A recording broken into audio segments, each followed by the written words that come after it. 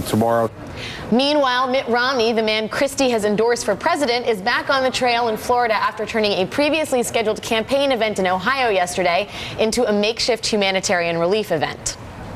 We've got people right now that are having some hard times because of this terrible hurricane and the storm that followed it, and your generosity will make a difference. One of the things I've learned in life is that you make the difference you can.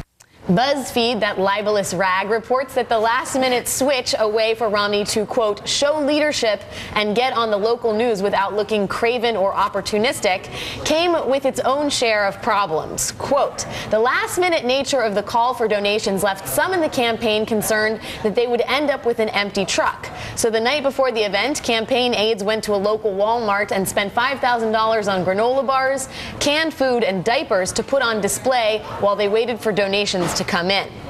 With only 6 days to go until the presidential elections, what's clear is that every granola bar and every bear hug counts.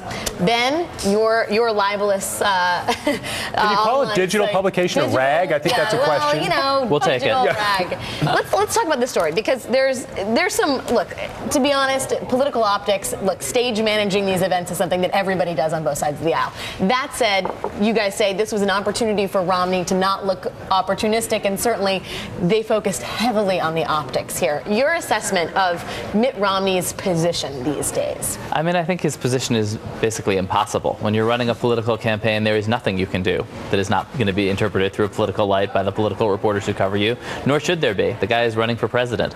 He's, you know, I mean, you'll notice none of that. We also asked the super PACs if they were going to be giving money to the rescue effort. None are. I mean, you know, this is a political campaign. This is what these guys are focused on. You know, the question is, you know, do you do a stagey relief event to get, and you know, Romney's picture has been all over TV handing out groceries, and I think that was basically the goal of the thing.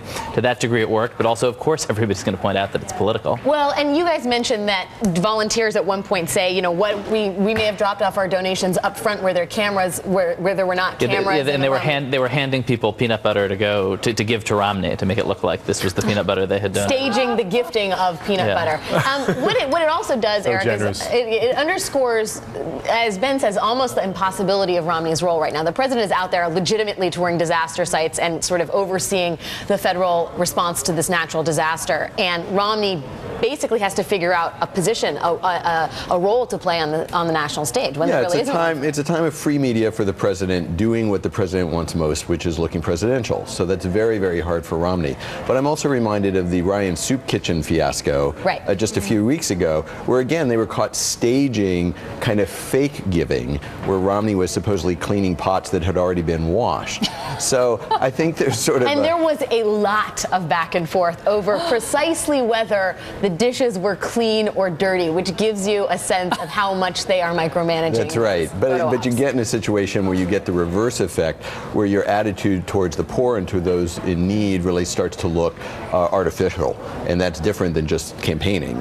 That's just a callousness. And it also dovetails with Romney's position on FEMA during the primaries, where you're saying we don't need this, private companies can do it, states can do it. So if you're out there kind of saying, giving the impression that people handing out soup cans can solve a problem of this magnitude, that's also a problem for you as well. I think that's right, and it underscores the point that a big storm actually requires some big government, you know, and I think that's a very difficult position to be in for Romney right now. Well, and I think also probably for the Republican Party, as big government has been vilified in large part. Hugo, let's talk about Chris Christie, because first of all, Christie has, I mean, I don't think anybody here would want to shortchange the magnitude of the task